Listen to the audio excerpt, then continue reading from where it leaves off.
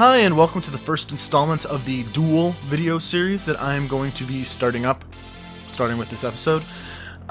What Duel is that I'm going to be taking two games that are similar and pitting them against each other to determine which is better. And I don't necessarily mean better in terms of quality, I mean better in terms of the criteria that I in place for the Duel. While I say the games are similar, that doesn't necessarily mean that they're the same genre. For this video, they happen to be the same genre, but I'm going to be looking more in terms of thematic elements, maybe story focus, game focus in general, development cycle, release cycle, intent of release. Maybe these games are a return to a genre that we haven't seen in a while. Maybe they are spiritual successors to an old game. But whatever that criteria is, I will explain it before the video, and it's not, just know it's not necessarily of, oh, hey, these are two action games, let's compare them, or hey, what's better, Halo or Doom? That's not the intention of this necessarily. There's a lot of criteria that's going into why I'm picking these two games, and you'll see that soon once I get into the analysis of both of these games.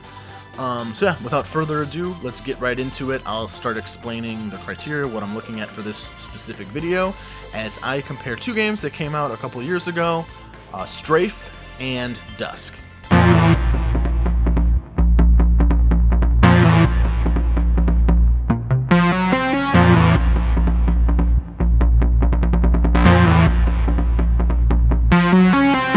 So let's get right into it.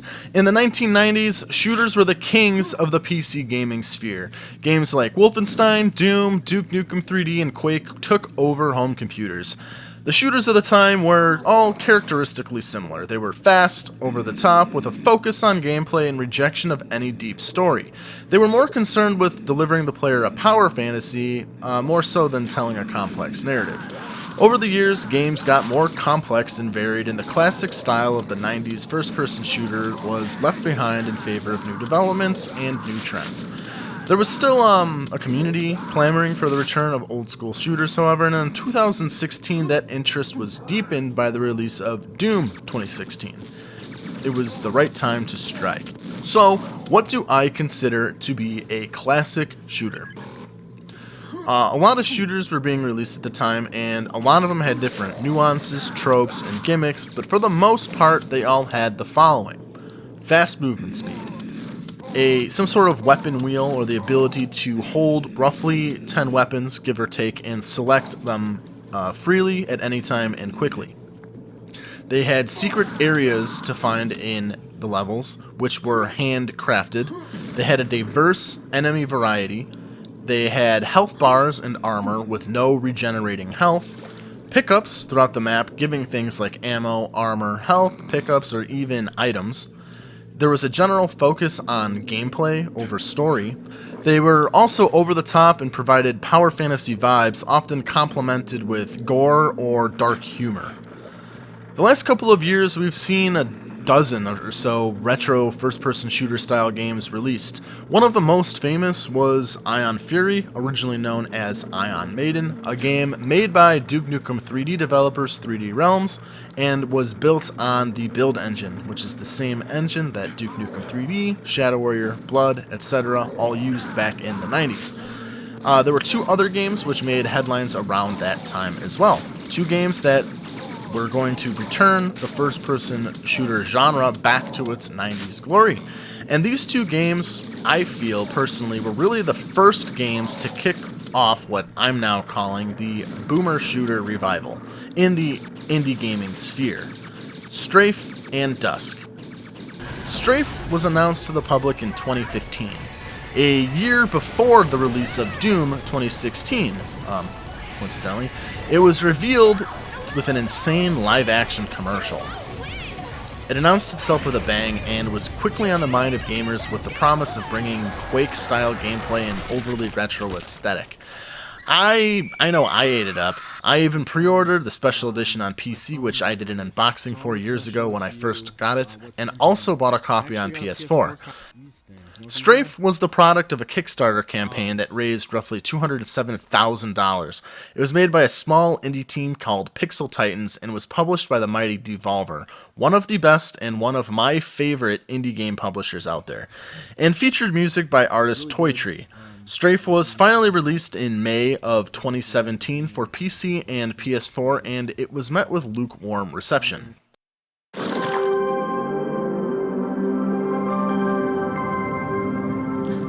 Hello, and congratulations. You've obtained the lucrative job of Scout for the Class 9-6 spacecraft Icarus. They're depending on you to locate safe areas full of valuable materials to scrap. It's a rewarding but physically demanding job, so let's begin with a quick health assessment before you begin your training. First booting up the game's tutorial, you are greeted with basic gameplay mechanics. The tutorial is made to look like an 80s, 90s VHS instructional video. You are introduced to the game by a hot secretary, and the whole thing has a VHS filter over it. It's cheesy, but it's charming and adds to the overall aesthetic. Music, by Toy Tree, is really sick synthwave, and it fits the vibe of the game very well.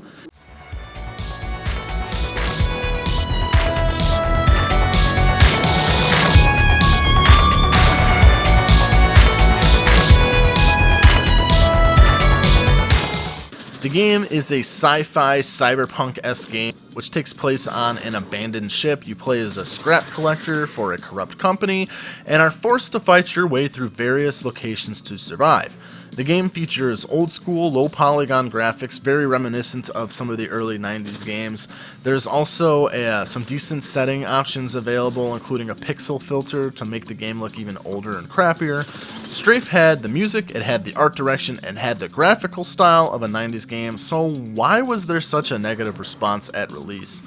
Well, when the game first came out, it was fairly buggy and had performance issues. Most of these bugs have been ironed out over time, and the game was later rebranded and re-released as Strafe the Millennium Edition to announce that it was patched and offering new content. That said, there is still a game-breaking bug that for some reason your game will dip to like 1 frame per second and there's no way to fix it other than restarting. It's a big issue leading into the real reason why it didn't live up to the expectations and become the next Quake or 90s revival game, and that is the gameplay.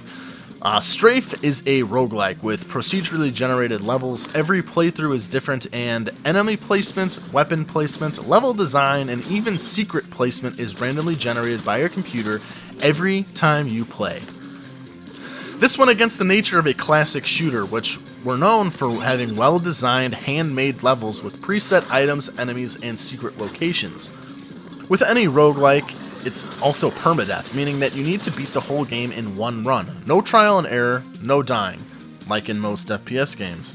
This also means that the game is pretty short. You can beat the game in under an hour, and honestly, it's pretty easy. There's only one boss.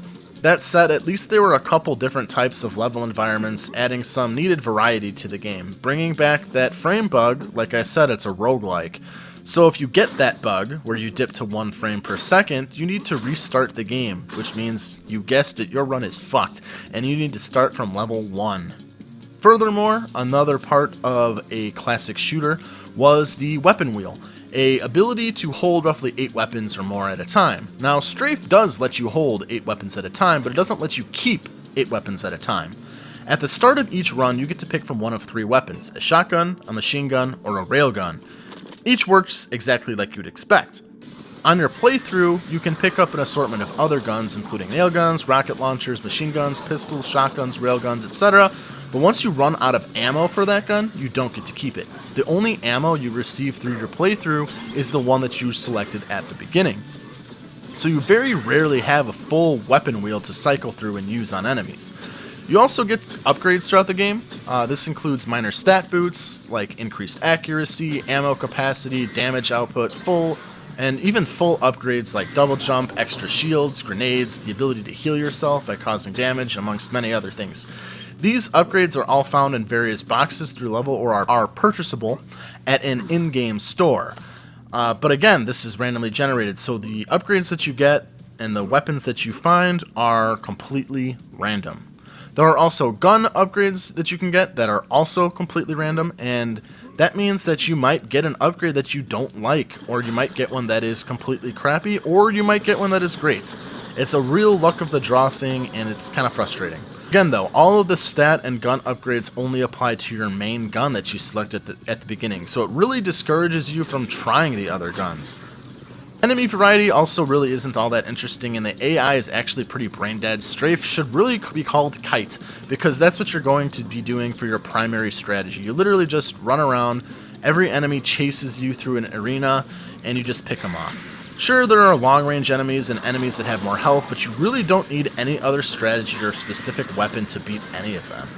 One point of contention for people in determining if the game wasn't old school enough was that you had to reload. And while that's true for some games like the id games, Doom, Quake, etc., you didn't have to reload. In many others, you really did. Doom 3D, Shadow Warrior, even Return to Castle Wolfenstein all have reload features, so I don't really think it's fair to dock a point for authenticity on Strafe in this area. While not reloading is necessary staple for Doom or Quake, it wasn't necessarily a specific staple in all 90s shooters. Some of them did have reloading. Now, with all that said, there is a lot to Strafe which does contribute to a classic shooter feel. First and foremost, the gunplay is smooth and undeniably retro. Movement is tight, the game is fast-paced, and movement can be accelerated by techniques like bunny hopping or rocket jumping. The game is gory as hell and is very over the top and has the dark humor to match. There are also secrets hidden in the various levels. These are actually really hard to find, they are hidden in obscure places and require specific actions to find them. And since the game is a roguelike and procedurally generated, it's random which rooms you get and which ones show up in your playthrough. That said, some of the secrets are pretty enjoyable, like this Wolfenstein parody that I found. Strafe also has health and armor with no regen, a focus on gameplay over story, and pickups throughout the level, all characteristics of 90s shooters. End of the day, Strafe is actually a very competent game. Gunplay feels good, and it does have the speed and movement of an old school shooter. The roguelike elements are really the only thing holding it back.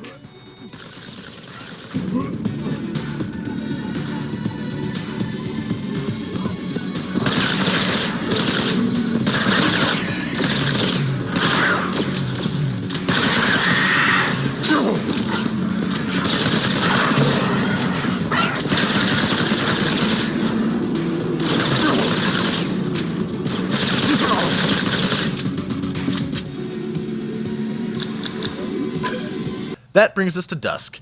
Dusk was another game announced to be a return to Quake-style gameplay of 90s FPS. Dusk was developed by David Szymanski and published by New Blood Interactive, which have been making a name for themselves as a very good indie publisher as well.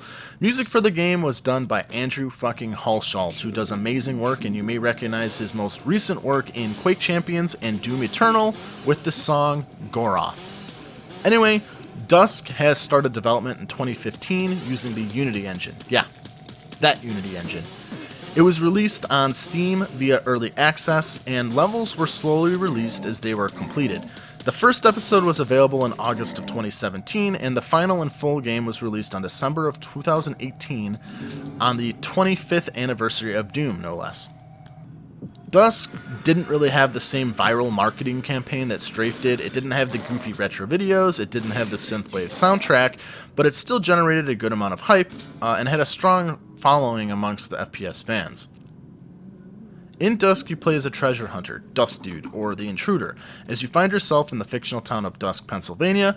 Dusk is the site of an ancient evil magic that has attracted a local cult, as well as a militaristic government who are trying to harness the Lovecraftian powers hidden in the town. Dusk Dude finds himself captured by the cult and left for dead, but breaks out and begins his journey.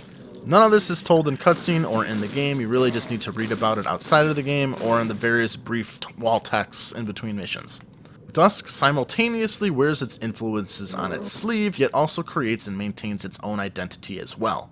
At first, the game looks like Quake, with no reloading, fast movement speed, fluid gunplay, and low-poly 90s 3D graphics, but it also borrows a lot from the styles of Blood and Redneck Rampage with its horror themes, cult depictions, and rural redneck style and aesthetic. From an art direction perspective, Dusk is really a mishmash of Quake, Blood, and Redneck Rampage. That said, Dusk's level design is really unique and varied, and its use of atmosphere is truly creepy at times. Walking through the dark with nothing but a flashlight and Hulshult's creepy atmospheric soundtrack really gets to you. The first time you encounter the Wendigos is especially terrifying. From a gameplay perspective, Dusk is near perfect. It's super fast, it has tight movement controls, advanced movement like bunny hopping, strafe jumping, rocket jumping.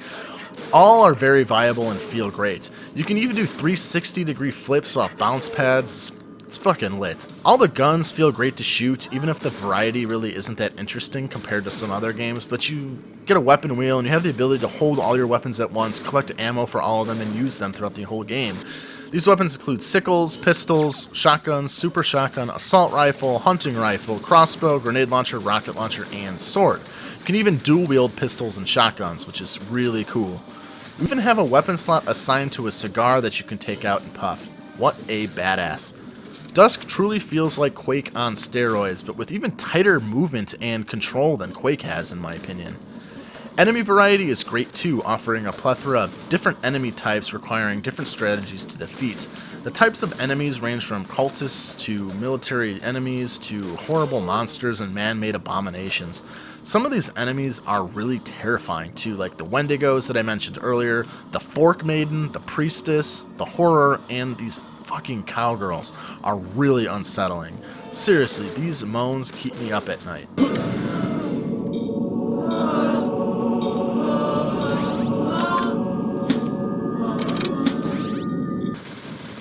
And there are multiple bosses in the game, all fairly challenging and all needing some sort of strategy to overcome. The game has 3 episodes that are 10 levels apiece and are accessed via the main menu. You don't have to play them in any order, but I recommend that you do so that you can get the best effect in gradual difficulty.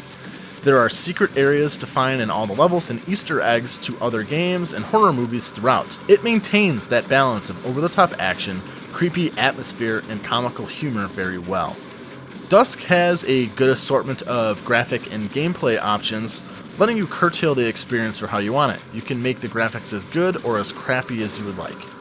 Bringing up that list from earlier, Dusk has all of the elements of a classic first-person shooter. It has the fast movement, the weapon wield with the ability to hold multiple weapons, secret areas, handcrafted levels, diverse enemy variety, health bars and armor with no regenerating health, pickups, general focus on gameplay over story, and an over-the-top power fantasy vibe with gore and humor.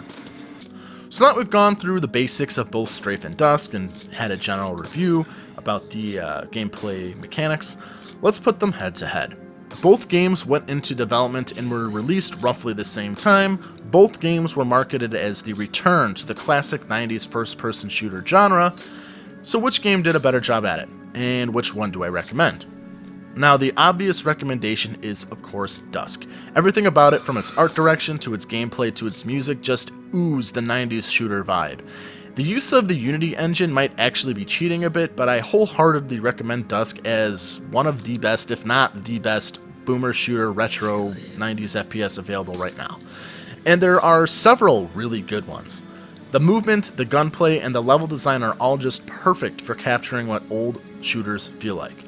Strafe, on the other hand, does not quite achieve that old school feel, which is ironic, because really it went out of its way to push that 90s vibe. It has the synthwave soundtrack, it has the blocky graphics, the VHS tutorials, and the wacky 90s style viral marketing campaign. But at the end of the day, Strafe was an example of style over substance. The roguelike style of the game just didn't allow it to feel like a game from the 90s, and it may have looked like a game from back then, but it doesn't feel like it. Sure, Strafe has elements, like mutators and fast fluid movement, but it really just feels like a good indie game, not a throwback shooter. And I do think it is a good game. I enjoy it quite a bit. Not only the main game, but the mutators are fun as well, and they have survival mode challenges, which are also enjoyable. It's a lot of fun at what it does, but what it does isn't necessarily what it set out to do or how the game was marketed. In my opinion, you really can't go wrong with either Strafe or Dusk, because both are good, fun games in their own rights, and I do like and play the two. Between the two, I do recommend and like Dusk more. And that is because, in my personal opinion and personal preference, I'm more into 90s first-person shooters than roguelikes, and in general, I really don't like the roguelike genre. Strafe will probably be up your alley if you are into roguelikes and indie games. That said, as a game that set out to reignite the 90s first-person shooter and bring about a new era of games similar to Doom and Quake, Dusk wins this duel. Thanks for watching. I'll be doing some more videos like these. Like and subscribe to see more. Leave a comment between which you like better between Dusk and Strafe. The next Duel video is already done. I'll be uploading it in the next couple of days, so keep a lookout for that. I'm actually talking about 2 more classic first-person shooters.